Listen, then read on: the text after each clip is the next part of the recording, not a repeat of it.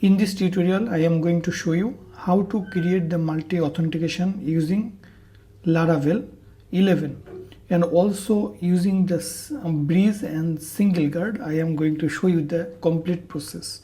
So first go to the Laravel documentation, and in the Laravel documentation go to the search and search by breeze.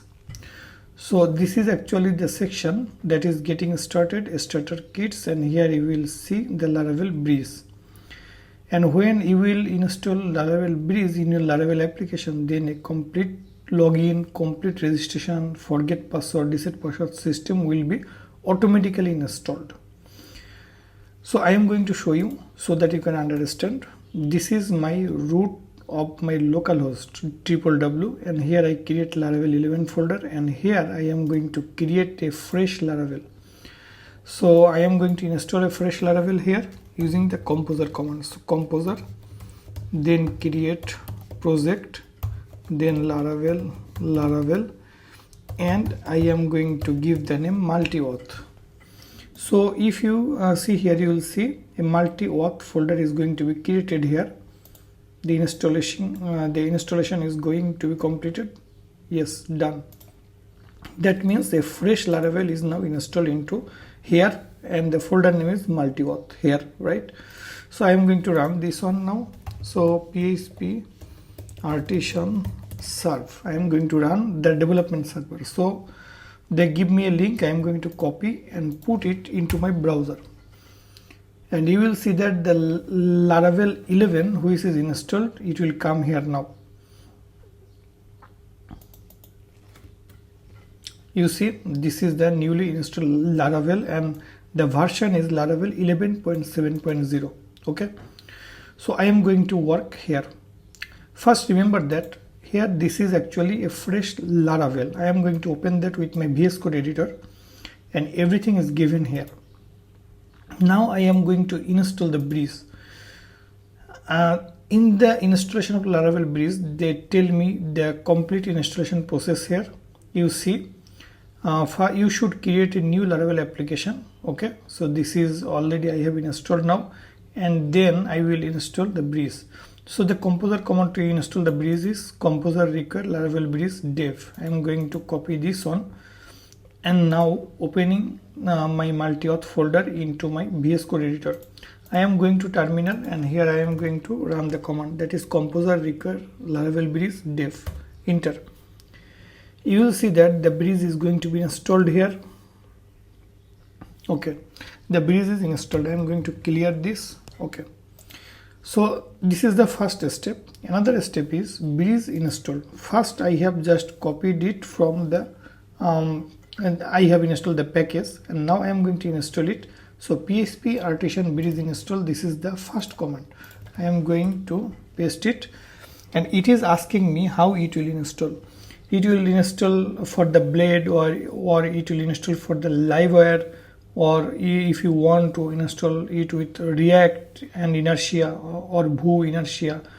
So there are many options you can select here, and for API only you can also install it. I am going to install it for the blade file because I will use the blade system here. So the first one by default which is given, I am not going to change, just press enter. Then it is asking, would you like dark mode support? I do not actually need to support the dark mode right now, so no is okay. I am going to press enter. Which testing framework do you prefer? PHP unit is completely fine. I am going to enter. So it is going to be installed on your computer. So just wait for some times so that breeze installation is done.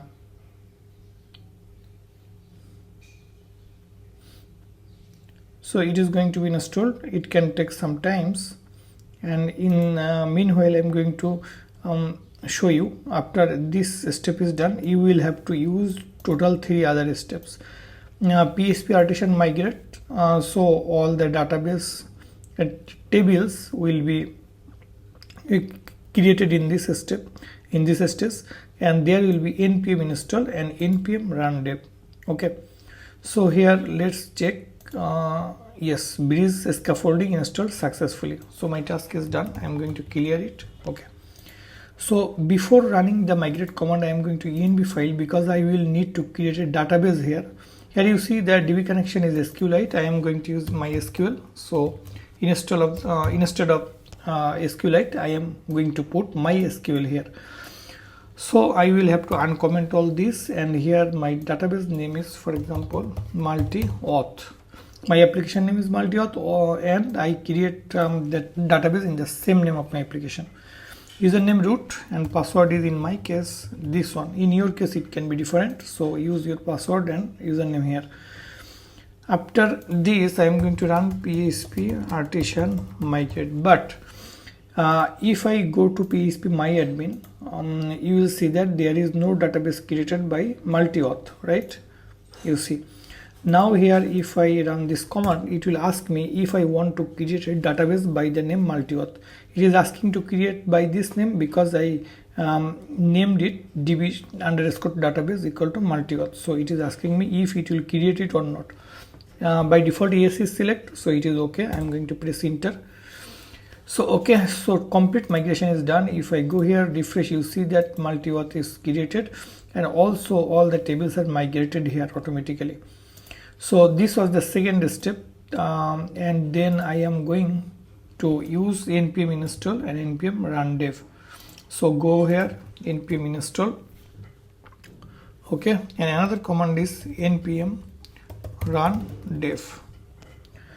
I already have opened a server, so I do not actually need to again run this local server that it gives me.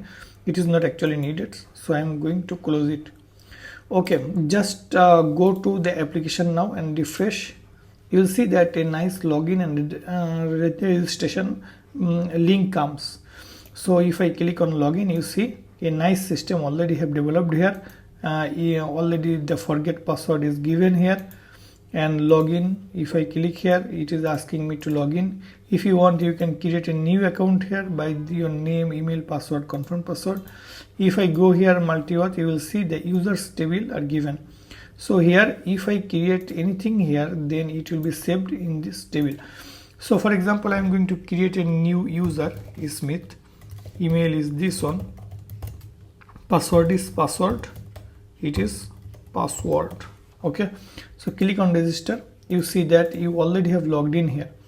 So the registration is completed and you are logged in this case. You see, if I go to profile, the profile information, email, you can update your profile information. If I go to the users table, you will see that the user is inserted here. Name is this, email is this, email verified null, password remember token created.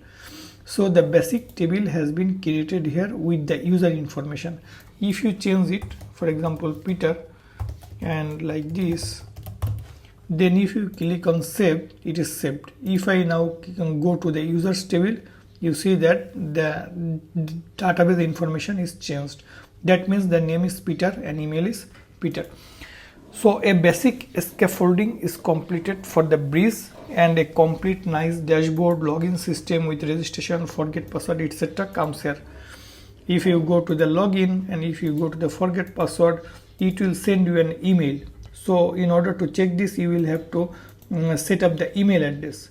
You have to set up the SMTP. So I have this mail trap. In my case, I will use the mail trap system so that I can check the test email. You see that in the env file there is a mailer, right? So here by default log is given. I will use the SMTP, and for the SMTP server I will use the mail trap for the testing, and you see all the show credentials are given here. So I am going to set up it, and here mail host will be this, and I am going to take the port is, for example, this one. Also username is this one. If I now go here, this is the username and this is the password. So I copy it, paste it here. Encryption equal to TLS, for example. Mail address I am not going to change, hello@example.com, app name. This is okay. Now if it is working, if I get anything in my inbox, in order to check that, let's give your email address. If you give a wrong email address here, for example the Smith, this email address is wrong, we cannot find a user in this email address. But if you give a correct email address, for example, here is Peter, click here, it is going to send the email now in that email address. So just wait for some time. Yes, it tells me now we have emailed you password reset link, right? So if I go here mail tab, now you see already an email comes here and it tells me to reset my password. So they give me a link, reset password. This password reset link will expire in 60 minutes, right? So everything is given here. I am going to copy the link from here and in my browser I am going to paste it. You see that the Peter, the email comes, password and confirm password comes. In the top you will see a nice token is generated here, a key, long key. So I am going to copy this. Now if you refresh, you will be able to access this page, but when the password is changed, I am going again to give the same password, reset password. Okay, you see password has been set, password has been reset and you are in the logged in. So here I am going to logged in as Peter. So you see I am able to logged in this case. So I hope you have understood how the basic setup is working. If I refresh, you will see that the password has been changed. This is remember token that was here. If you want, you can clear this. It actually depends on you how you will manage this. And there are many tables here. You see by default many tables are created by Laravel. And password reset tokens it will come here when you will go to reset the password. If I again go here, if I again ask to change the password, you see the forget password, this page is expired. Now I again give it, okay.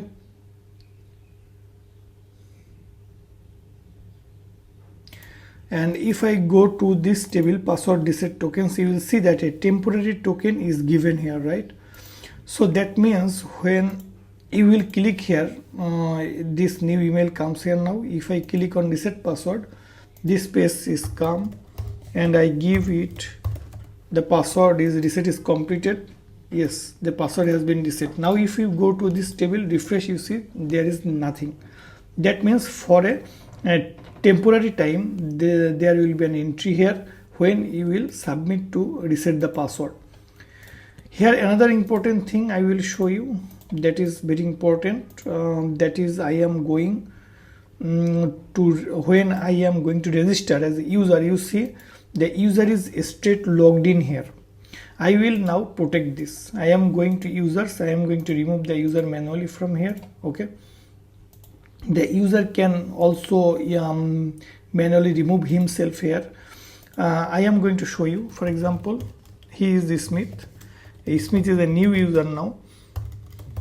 He wants to log in this system, and if he clicks on the register button, he already logged in, you see. And this user can change his profile, update his password. Also he can delete his account. If I click on delete account, password is password, delete account.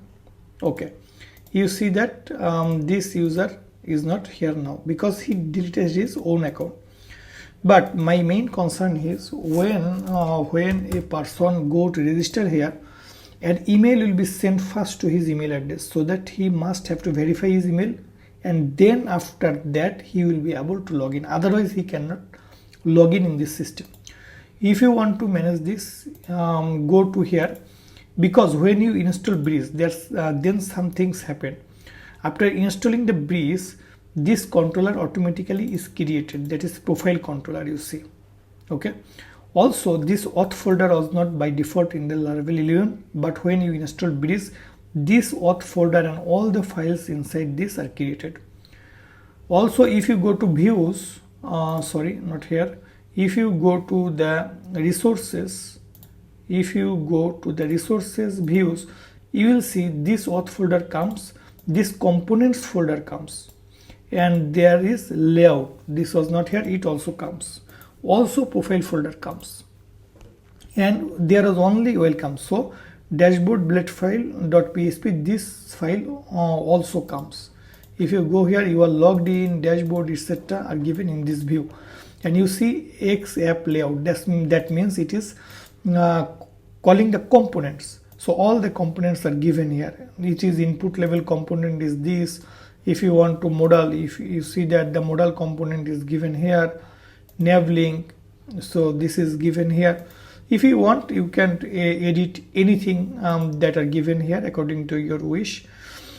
So this is created, and also another thing is created, that is into the route. If you go to the web.php, you see all these codes from here to here are created, and also a file is created, auth.php. If you come in this file, you will see that all the routes are here created under the guest middleware, this, and also there is auth middleware and many other routes are created here. Okay, now I am going to here.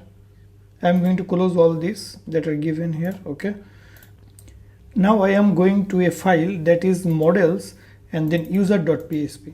You see that must verified email is commented here, so I am going to uncomment it. Use illuminate contacts auth must verified email, and here I am going to one thing that is in the authenticable. Here I am going to call implements must verify email. If I use this, now let's check it, refresh, register. Here I am going to call the Smith gmail.com, password is password, confirm password is password. If I click on register, you will see that it is going to send me an email because I will not be able to log in now. You see that if I go to users table, Smith, but email verified is not completed here, it is showing null, and as email verified is null, you will not be able to log in. I am going to here log out. Okay, so now let's try to log in using the newly created user. You will see that you are stopped here. It is showing you thank you for sign up. Before getting started, could you verify email address? That means your signed up is completed, but you cannot see the page or see the dashboard because you did not verified your email. So you will have to come here, verify email address. This system already set up here. I have just enabled this from the model, you see users.php. Now you will have to click on verify email address. Click here, yes, you are logged in. It straight takes you to the user dashboard. Now if you refresh here, it is taking you to the dashboard.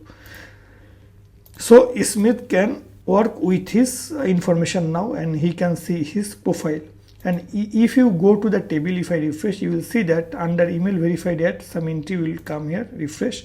You see that email verified at is not null now. There is an entry. When the email was verified, the time is given here. So you are able to log in here.